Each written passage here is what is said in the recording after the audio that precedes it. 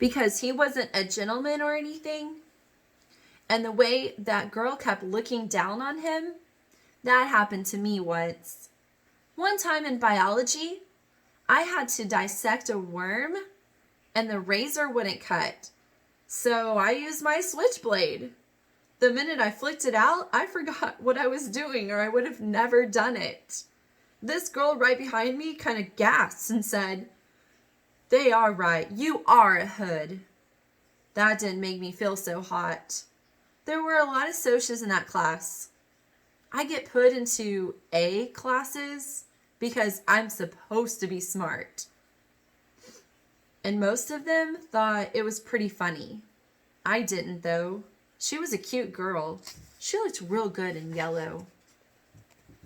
We deserve a lot of our trouble, I thought. Dallas deserves everything he gets, and should get worse, if you want the truth. And Two-Bit, he doesn't really want or need half the things he swipes from stores. He just thinks it's fun to swipe everything that isn't nailed down.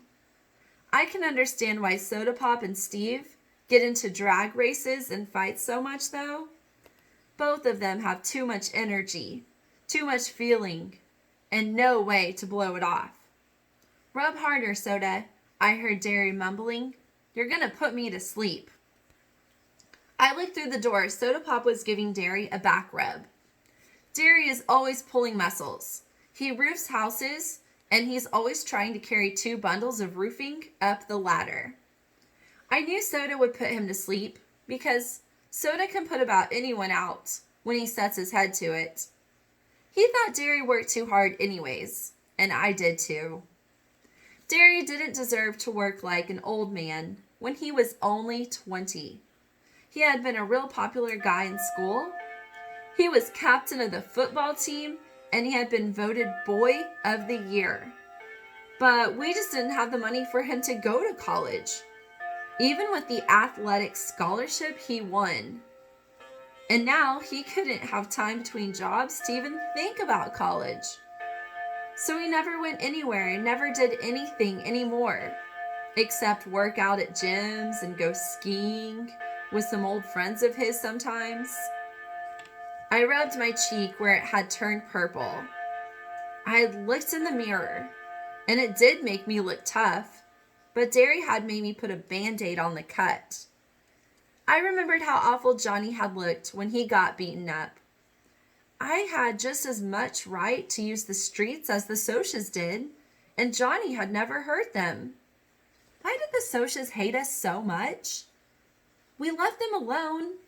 I nearly went to sleep over my homework trying to figure it out.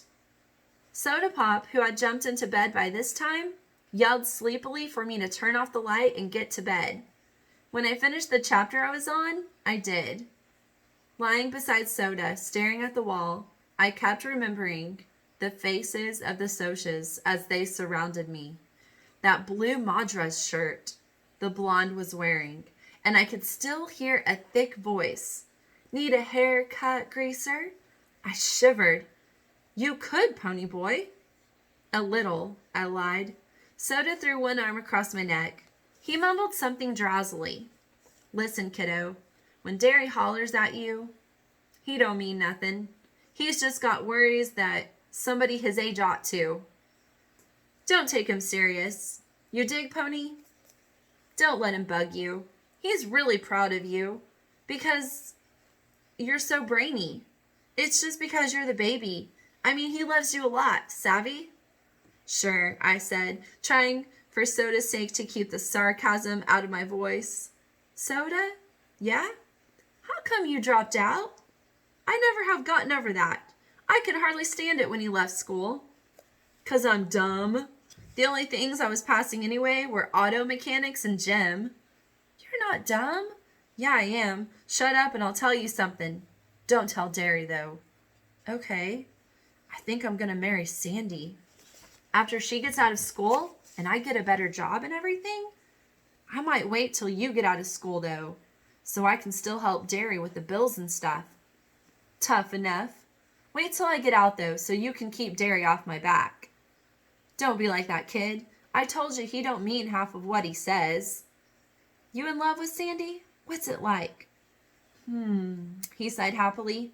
It's real nice. In a moment, his breathing was light and regular.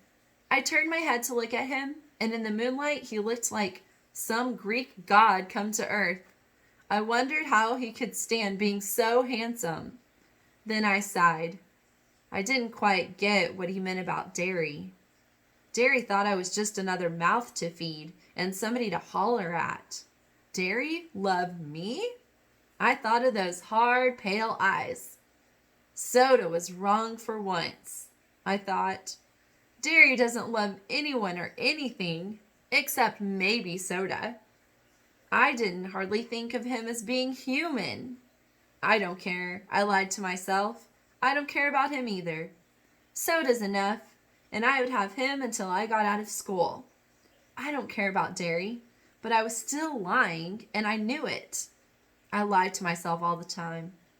But I never believed me.